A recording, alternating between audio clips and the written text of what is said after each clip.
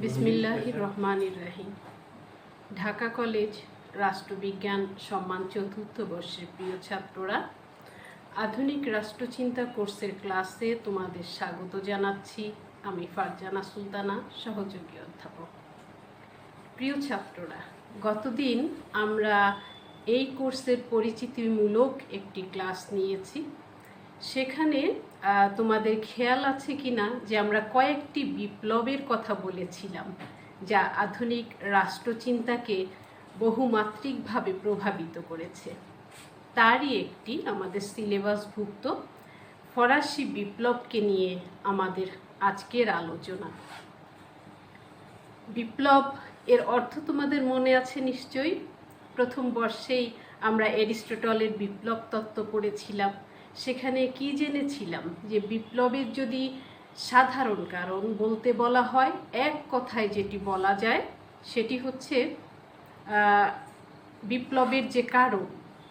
বিপ্লব তো আমূল পরিবর্তন, শাসন ব্যবস্থায় বা যে কোনো কাঠামোতে যে আমূল পরিবর্তন, এবং সেই বিপ্লবের কারণ হিসেবে এরিস্টটল আমাদের দেখিয়েছিলেন অসন্তোষ বা বৈষম্য এর যে বঞ্চনার যে অনুভূতি সেইটি।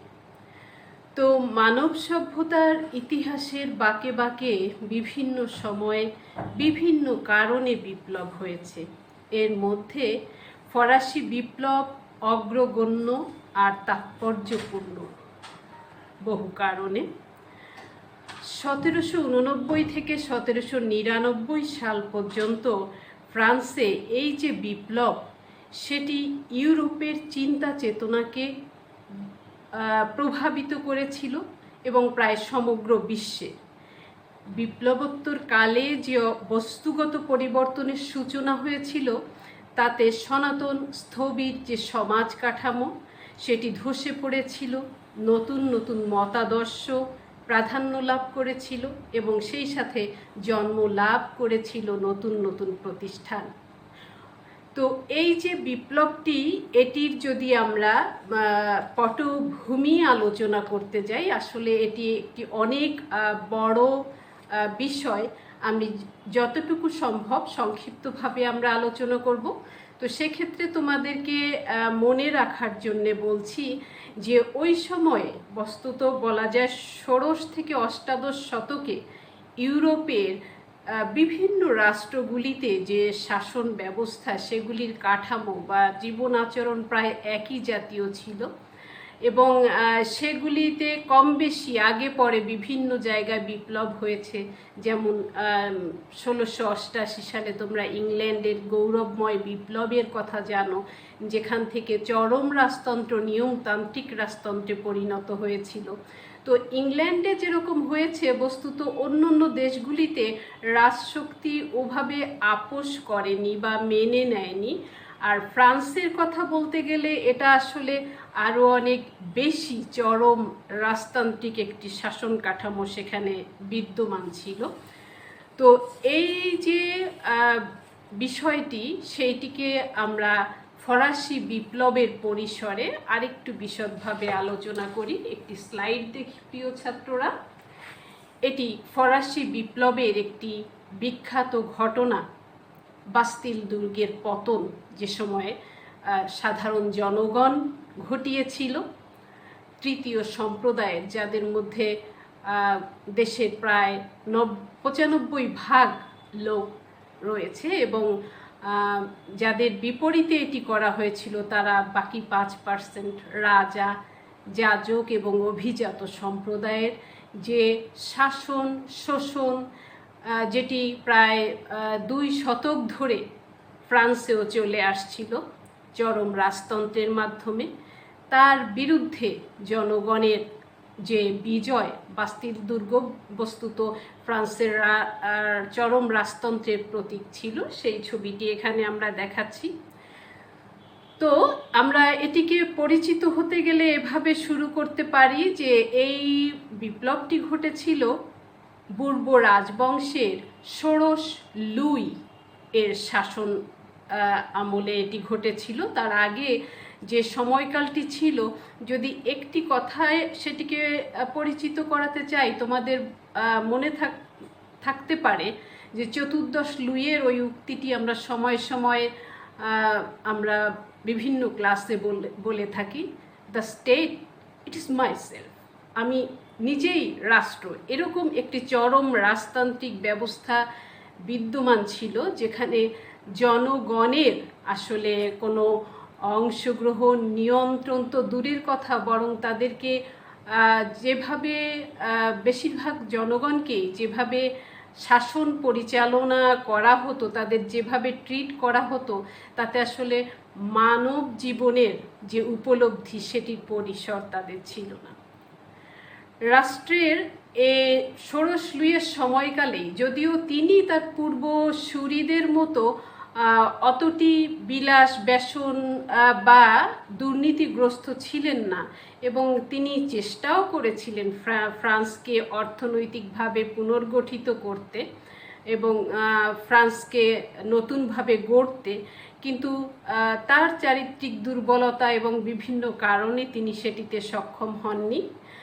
বস্তুত এই যে রাজনৈতিক অর্থনৈতিক অস্থিতিশীলতা যেটি চলছিল 1772 সালের পরবর্তী সময় থেকে, সেই সময়কালে তোমরা বিভিন্ন মনীষীর কথা, আমরা যেমন প্রথম বর্ষে রুশোর কথা পড়ে জেনেছিলাম, রুশোর সোশ্যাল কন্ট্রাক্টকে মনে আছে তো, আমরা বলেছিলাম ফরাসি বিপ্লবের বাইবেল, বা মন্টেস্কুকে আমরা জেনেছিলাম তার ক্ষমতা স্বতন্ত্রীকরণ তত্ত্বের কথা।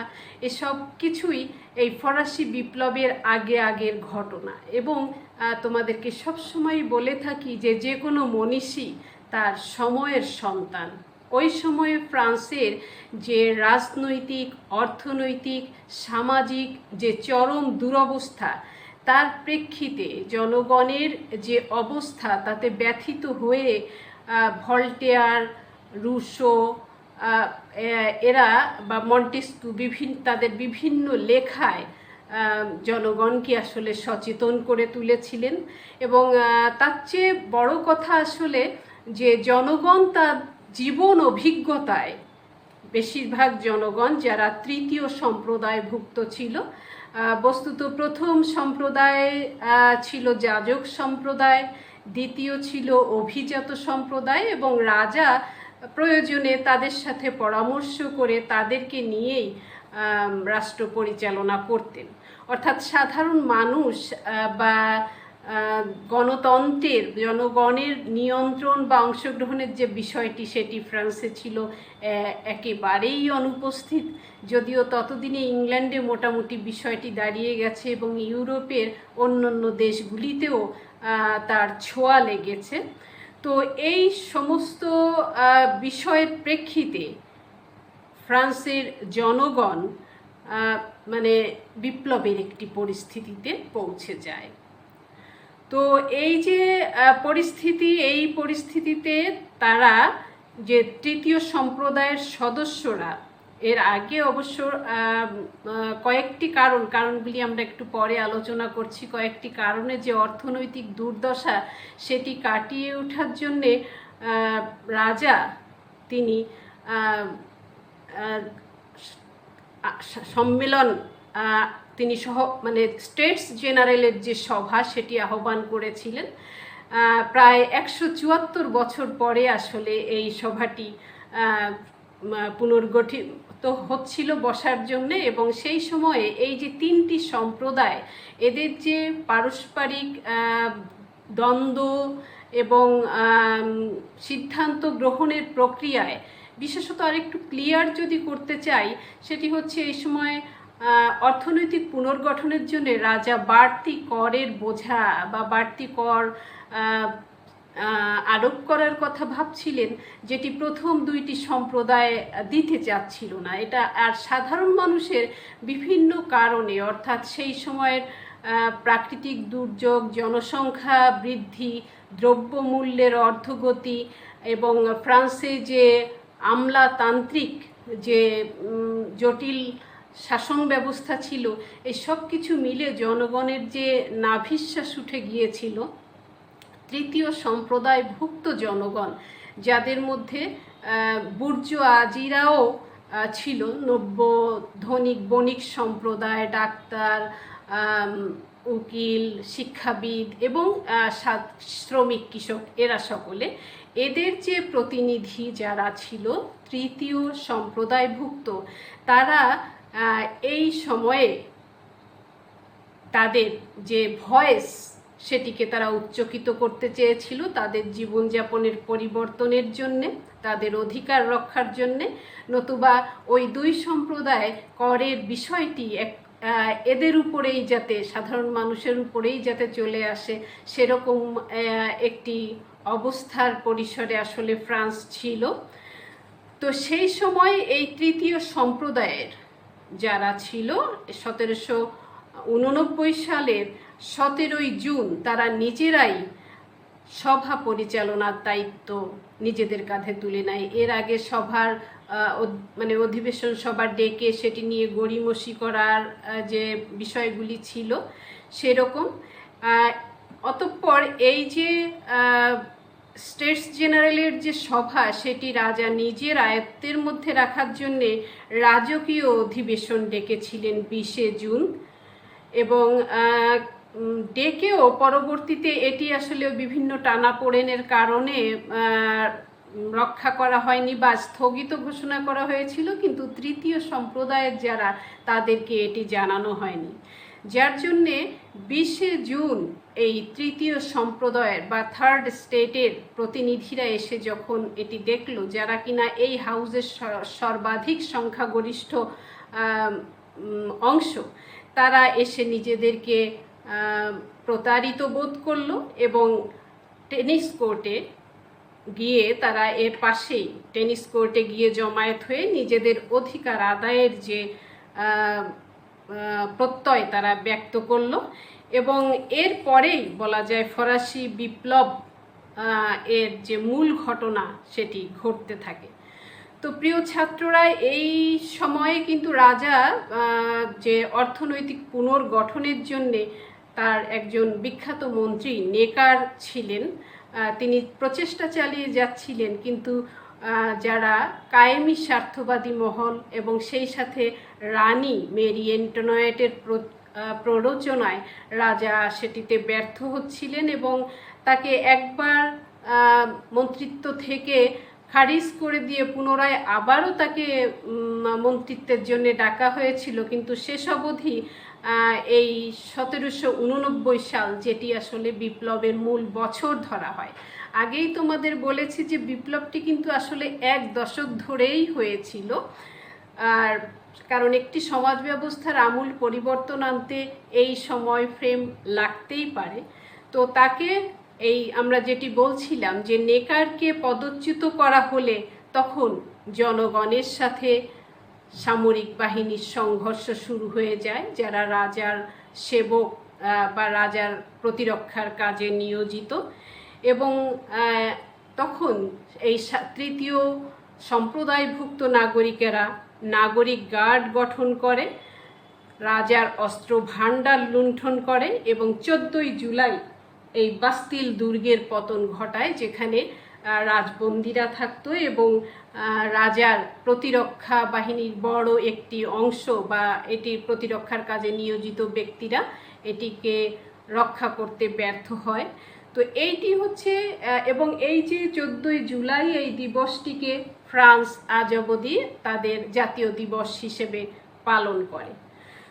তো এই যে বিষয়টি, এরপর পরবর্তীতে অবশ্য রাজা চেষ্টাও করেছেন এরও পরে যে জনগণ রাজাকে রেখে যাতে করে শাসন ব্যবস্থাটা চলতে পারে, সেরকম প্রচেষ্টাও আসলে ছিল, কিন্তু শেষ অবধি দেখা গেছে সেই বিষয়টি আর এভাবে দাঁড়ায়নি। এবং দ্বিতীয় বিপ্লব বলা হয় সেই সময়টিতে, যখন রাজা আর যে টুইলারিস প্রাসাদ, সেখানে যখন তিনি জনগণের দ্বারা নিগৃহীত হয়েছিলেন, কারণ এর আগে জনগণ রাজতন্ত্র নিয়ন্ত্রণের জন্যে যে প্রস্তাব এনেছিল তাতে তিনি ভেটো দিয়েছিলেন, সেই যে এবং তাতে করে রাজার সেই অভিজ্ঞতা থেকে তিনি পালিয়ে যাওয়ার চেষ্টাও করেছিলেন এবং পরে তিনি ধৃত হন এবং তার সাথে জনগণের যে সংযোগ সেটি ধীরে ধীরে বিচ্ছিন্ন হয়ে যায়। এবং এই সময়ে এই ঘটনার প্রেক্ষিতে যে বিপ্লবী কমিউন তারা 1789 সালের 10ই আগস্ট পুনরায় টুইলারিস প্রাসাদ আক্রমণ করেন এবং প্যারিস তাদের নিয়ন্ত্রণে নিয়ে নেয়। তো এবং এরপর জনগণ আইনসভা ঘেরাও করে রাজতন্ত্র বিলোপের দাবি জানায় এবং পরদিন আইনসভা সেই দাবি মেনে নেয়, যেটি পরবর্তীতে 1792 সালে গণভোটের প্রবর্তনের মধ্যে দিয়ে রাজতন্ত্র বিলোপের ঘোষণা করা হয় এবং 1790 সালে এই যে দুই সুবিধাভোগী সম্প্রদায় নিজেদের অধিকার সুবিধা এগুলি তারা ত্যাগ করে। 1789-এর 5ই অক্টোবর লাফায়েতের নেতৃত্বে, লাফায়েত যিনি ফ্রান্সের পক্ষ থেকে আমেরিকার স্বাধীনতা বিপ্লবে অংশগ্রহণকারী একজন, তার নেতৃত্বে প্রায় 7,000 মহিলা এক ভুকা মিছিল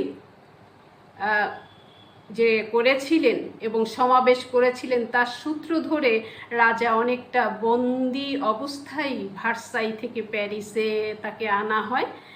এ পরিস্থিতিতেও জনগণ রাজাকে সম্মান করেছে। রাজা চাইলে চেষ্টা করলে আপোষ করে বিচক্ষণতার সাথে জনগণের সাথে সমঝোতায় পৌঁছাতে পারতেন, কিন্তু সেটি ঘটেনি এবং সেটি ঘটলে হয়তো বিপ্লবের রক্তাক্ত পরিণতিটা হতো না। 1793 সালের 21শে জানুয়ারি রাজা ষোড়শ লুইকে গিলোটিনে শিরচ্ছেদ করা হয়।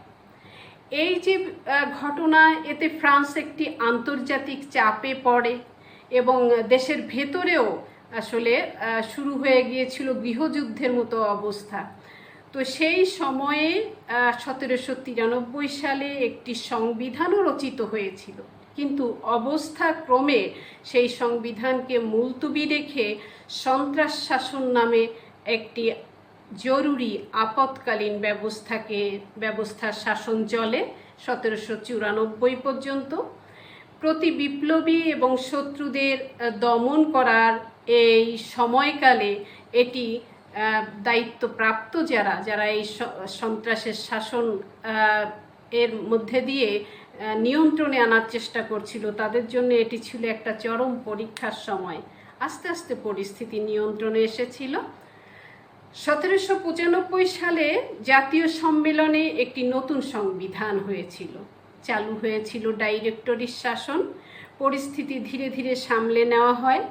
1799 সালে ডাইরেক্টরি শাসনেরও দুর্বলতা দেখা দেয় এবং তখন নেপোলিয়ানের আবির্ভাব ঘটে রাজনীতিতে। বস্তুত অষ্টাদশ শতকের এই যে একেবারে শেষের দিকটাতে এসে স্থিতিশীলতা ফ্রান্সে আসতে থাকে এবং জনদাবি অনুসারে শাসনতান্ত্রিক সংস্কার, মানবাধিকার, এই ক্ষমতার বিভাজন, এই বিষয়গুলি তখন করার চেষ্টা করা হয় এবং এই করার চেষ্টার পথটি সুগম হলে বিপ্লবের অগ্নিতাপ কমে আসে। প্রিয় ছাত্ররা, এই যে বিপ্লবের ঘটনা সম্পর্কে আমরা খানিকটা জানলাম, এবারে এসো আমরা আলোচনা করি ফরাসি বিপ্লবের কারণ সম্পর্কে। কিছুটা এই ঘটনাক্রমের মধ্যেই তোমাদের বলা হয়ে গেছে, এরপরে আমরা আরেকটু পয়েন্ট আকারে তোমাদের সামনে উপস্থাপন করছি। যেমন প্রথমটি হচ্ছে অপশাসন। বস্তুত এনসিয়েন্ট রেজিম বলা হতো যেটিকে, প্রাচীন শাসন পদ্ধতি বা সনাতন পদ্ধতি, সেটি মানে বলা যায় যে তাতে কোনো নির্দিষ্ট নিয়ম নীতি বা নীতিমালা অনুসরণ করা হতো না, কোনো নির্দিষ্ট পদ্ধতি ছিল না। সেই শাসন ব্যবস্থায় একই আইনের ভিন্ন ভিন্ন প্রয়োগ দেখা যেত। বলা যায় একটি বিশৃঙ্খল পরিস্থিতির মধ্যে দিয়ে জনজীবন অতিবাহিত হতো। আইনের শাসনের বালাই ছিল না এনসিয়েন্ট রেজিমে। এই যে পুরাতন শাসন পদ্ধতি আর রীতি, এর মধ্যেই বিপ্লবের মূল কারণগুলোর উৎপত্তি হয়।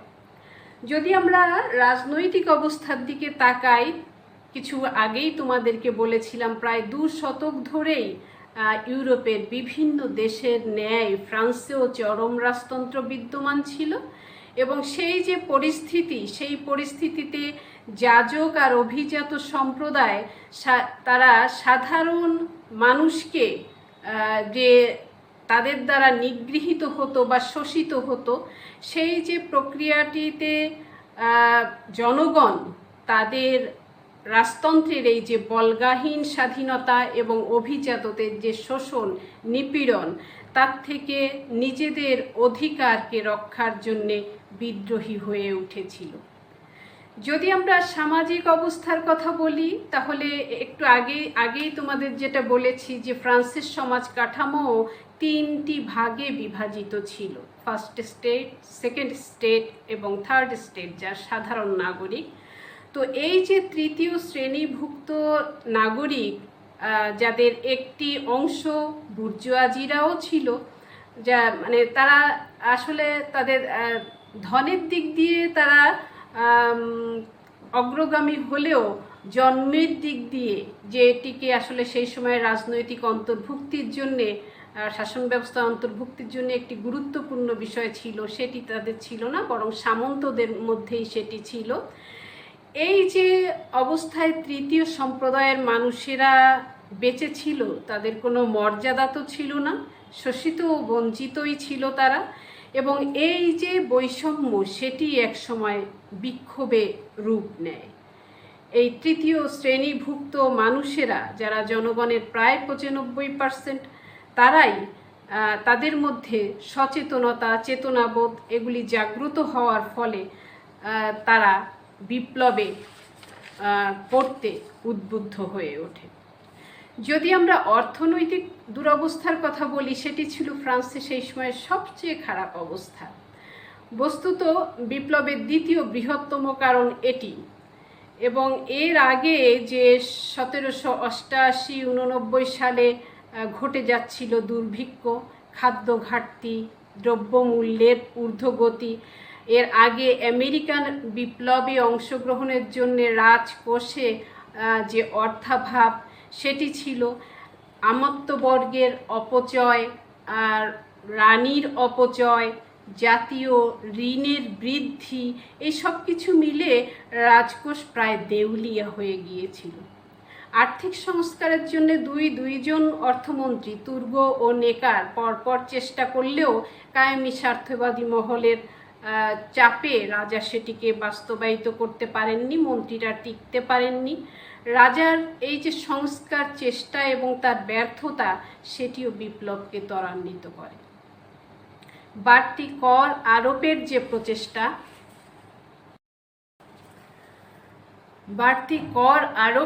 প্রচেষ্টা, সেটির করাঘাত আসলে সাধারণ জনগণের উপরে গিয়েই পড়ছিল। প্রথম দুই সম্প্রদায় যারা সুবিধা প্রাপ্ত, তারা কর দিতে অস্বীকার করাতে এই যে বিষয়টি, সেটি এমনিতেই জনগণের সেই সময় সব কিছু মিলে আর্থিক দুরবস্থা, তাদের নিজেদের অস্তিত্ব রক্ষা করাই কঠিন।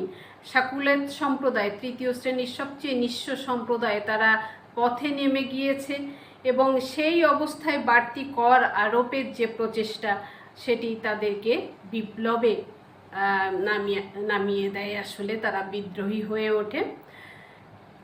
পরবর্তী যেটি, সেটি ষোড়শ লুইয়ের দুর্বলতা। আসলে চারিত্রিকভাবে তার যে দুর্বলতা, তিনি নিজে কিন্তু আসলে বিভিন্ন ঐতিহাসিক আর গবেষকের মতে যে প্রজা বৎসল, জ্ঞানী আর স্বচ্ছ চরিত্রের অধিকারী ছিলেন। তিনি ফ্রান্সের আর্থিক অবস্থা এবং ফ্রান্সকে পুনর্গঠিত করার জন্য দুইজন বোদ্ধা অর্থমন্ত্রীর সহায়তায় চেষ্টা করেছেন, কিন্তু ওই কায়েমি স্বার্থবাদী মহল এবং তাদের সাথে রানীর যে আঁতাত এবং তাদের যে চাপ, সেটিকে তিনি নিতে পারেননি। যা রাজাকে তারা প্রভাবিত করে ফেলেছিল, যার কারণে তিনি তার যে সংস্কার প্রচেষ্টায় সফল হতে পারেননি এবং একসময়ে তিনি জনবিচ্ছিন্ন হয়ে যান। এর ফলে প্রজাদের যে আনুগত্যতার প্রতি সেটি হ্রাস পায় এবং জনগণ বিপ্লবে আগ্রহী হয়ে ওঠে। ধর্মীয় অবস্থার কথা যদি আমরা বলি, তাহলে ফ্রান্সে আমরা জানি যে ইউরোপে ওয়েস্টফালিয়া চুক্তির মাধ্যমে ক্যাথলিক আর প্রোটেস্ট্যান্ট রাষ্ট্রের সীমানা নির্ধারণ করে দেওয়া হয়। ফ্রান্সে সে সময়ে রোমান ক্যাথলিক গোষ্ঠী বাস করত, তাদের পরামর্শ অনুযায়ী রাজতন্ত্র পরিচালিত হতো।